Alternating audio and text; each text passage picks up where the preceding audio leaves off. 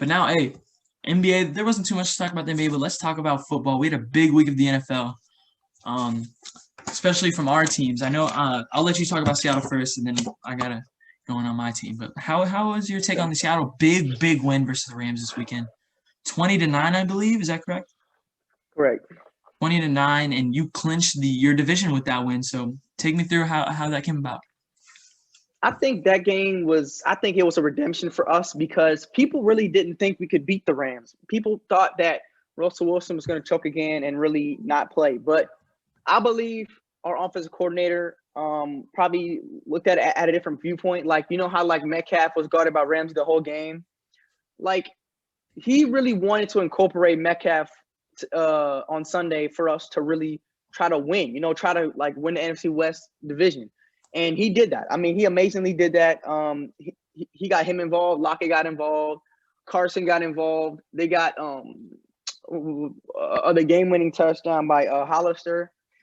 And our defense stepped up as well. I mean, Jared Goff did not play his best at all. Like he had like probably the two worst games of the season back to back.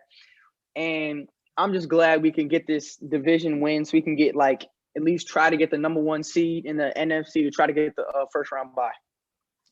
I mean, yeah, that was a great win for you guys. Your defense looked pretty solid out there, only allowing the Rams 9 points. When did Jared Goff get hurt in that game, though? He got hurt in the third at that like 2 minutes left in the third quarter. Okay, yeah, then your defense really stood up for 3/4 of the game, so can't be mad at that. Really helped you guys get to a win. I want to say Seattle's put up 20 points in like 3 straight weeks. Y'all put up 20 I against know. us. Yeah, I mean, your offense might have to put up a little bit more in the playoffs, but hey, I mean, obviously Russ is capable of doing that, and you got the job done this weekend for a big win. Now let me talk about Washington. Man, that was a disappointing game, and I'm gonna really try not to go off on Haskins because I know he's had a rough week. With the media and with everything going on. But I hate to say it, he is the only reason we lost that game. Our defense played phenomenal. Really kept us in the game, literally the whole game. At first they were a little shaky, but they held. I think they didn't score in the second half because I believe it was 20-0 or 20-3 at halftime. But yeah, Haskins, I was getting so frustrated. There are plays out there that if you put me in the game, I would make those plays. I told Fight this. I think I could have done a better job than Haskins did that game. It was just embarrassing to see.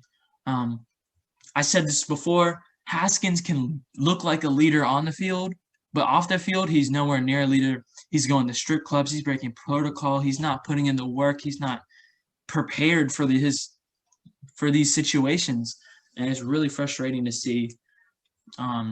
Yes, it's sad that he missed his opportunity, but I mean, I was more frustrated at the time, so I was happy we released him. Obviously, I'm wishing the best for him in the future, but who knows if he'll get another shot? We'll see. But let's talk about like other parts of the game. Taylor Heinicke went in. He played very well. Old Dominion native. Well, I'm wearing a Gators jacket, but I go to Old Dominion, so Old Dominion native. He looks solid. So if Alex Smith is out next week, I don't know. I don't know how I'm feeling because he was only in for like 2.5, 3 possessions. Yes, he looked very good, but I want to see if he could do that for the whole game. Obviously, I'd be way more comfortable if Alex Smith went in there and kind of, did his own thing. But I'm at least more confident in Heinicke than I was in Haskins. So that should be an interesting game. This week versus Philly on Sunday night. They flexed the game to Sunday night. It's a big game. We'll talk about the playoff scenarios, later on. But Fad, what'd you take about that Washington game? I saw the first half of the game and I was disappointed. I was disappointed that Haskins, this was his last shot to really make the team really want him, but he had 2 interceptions and a fumble. And that's really disappointing me because you already had McLaurin out. You had Antonio Gibson back. All you had to do was really run the ball because Panthers' run defense is not that good.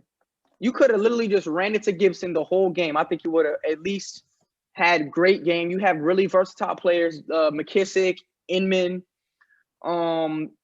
You have Logan Thomas, one of the best interior tight ends in the league. you have a great team. It's just your quarterback just could not deliver, and I just was very disappointed about that game. Yeah, and trust me, it was very frustrating to watch the whole thing. I was close to turning it off. I honestly thought we should have put Heineke in at halftime, but we waited to put him in until about 9 minutes left in the fourth quarter. But hey, hopefully we can get it done this week. I haven't even been nervous for a Washington game this whole year. I told you this just before we started. I was not nervous for a Washington game this whole year until this last week, and I was, a little bit nervous. I wasn't too mad, but this week I think I'm gonna be pretty nervous because this is for a playoff spot, and I wasn't even expecting it, considering our record. But hopefully we can get in, and we'll see how that goes. We'll talk a little bit more about it later when we talk about the playoff scenarios.